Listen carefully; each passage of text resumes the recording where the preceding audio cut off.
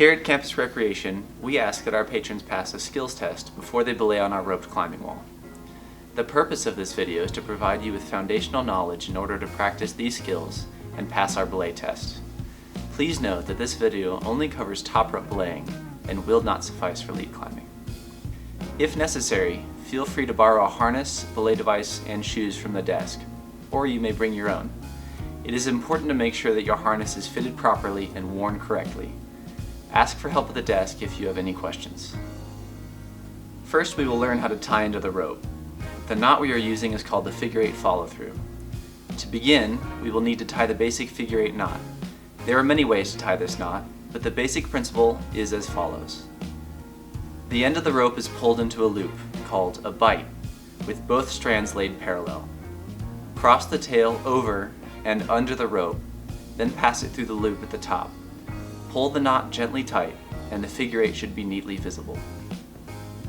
Many climbers prefer to use one of the following methods to tie the 8. Hold the loop in one hand, while the other pulls the tail around your wrist and through the top. You can also hold the top of the loop, moving the tail around the other rope as they hang. In time, you can even learn to tie it in other, fancy ways, such as throwing the 8. However you choose to tie it, make sure that your knot has several feet of tail left over. To tie into your harness, pass the end of the rope through your tie-in points and pull the knot close. Here, they are the two black loops above and below the belay loop, but this may differ for other harnesses.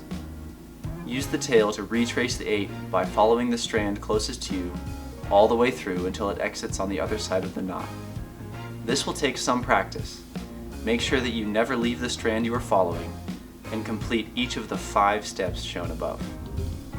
When complete, finish the knot by adjusting any twists or crosses and pull each strand tight. Perform a safety check by making sure that your knot meets these 3 criteria. The rope is tied into the correct part of your harness as determined by the manufacturer. The knot is fully tied, having 5 pairs of parallel strands. The tail is appropriately long, being at least 6 inches and not excessive. If you can't confirm these 3 things on site, make sure you inspect the knot and correct any issues. It is the belayer's job to manage the rope for the climber, protecting against a fall and lowering them when needed. To do this, you will need a belay device with a locking carabiner. We will be using the Jewel 2 by Edelrid, as it is the device that we rent out at the desk, but there are many other devices you could use. Feel free to ask our staff about recommendations for other devices. Before you begin, make sure that you are using the correct rope for your climb, and the correct side of the rope for belaying. First, separate the carabiner and leave it on your belay loop. Next, locate the graphic on the side of the device which indicates the rope direction. Pinching the rope into a small loop, press it into the top of the device, with the end going to the top of the wall loaded on the climber's side of the device. The device needs to be oriented with the climber's side on the top and the other side, called the brake strand, on the bottom. When this is done, clip it and the rope to your carabiner in your belay loop. It is easy to accidentally twist the device here, so make sure that everything is oriented properly before you begin. The device works in 2 important ways. When the brake strand is positioned above the device, the rope moves freely, allowing the belayer to take in slack as the climber ascends. When the brake strand is held down, the device locks and prevents the rope from feeding back out, which allows the belayer to catch or hold the climber. As a belayer, we must constantly shift between these functions, taking in rope as the climber moves and braking as the climber rests or falls, without losing control of the rope during the process. To do this, we use the P-bus method, which stands for pull, brake, under, and slide.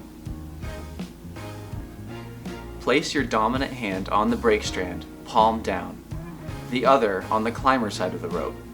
This is our ready position. As the climber moves, pull down with this hand and up with the brake hand. Once you've taken in a comfortable amount of slack, immediately lower your brake hand to just under the device, keeping your grip firm. Now place your other hand just below your brake hand and pull, allowing the rope to slide through your brake hand. When all the slack is pulled through, keep your brake hand down and return your other hand to the upper rope, back to ready position. This is the P-bus method. Let's watch it again. When the climber moves, we pull, brake, under, and slide. Notice that the brake hand only moves above the device for a short time while pulling the rope, then stays in a braking position until the climber moves again. The amount of rope that you take in will vary depending on the speed of the climber. Make sure that you are comfortable taking in different amounts of slack and moving at different speeds. You will need to practice this until it becomes smooth and automatic. Our most important job as a belayer is to catch a fall. To do this, move the brake strand to the braking position and hold firmly. For the majority of your belay routine, you should already be in braking position, but it is important that you are able to move to that position quickly at any time. There are a variety of mistakes that can happen while belaying. Some are worse than others. Most importantly, never let go of the brake strand. The Joule 2 does have a locking mechanism meant for emergencies like this, where the belayer involuntarily loses control, but that does not mean you should ever let go of the rope. When your climber is ready to come down, you will need to use the device to lower them.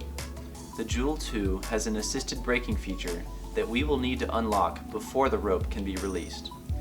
To do this, place the thumb of your non-dominant hand in the ring shown here, while your brake hand stays tight on the rope. Lift up with your thumb and slowly allow the rope to slide through your brake hand. For more or less speed, the brake hand can be moved in or out. If the climber needs to stop, lower the device and hold the brake strand firmly. Remember, never let go of the brake strand.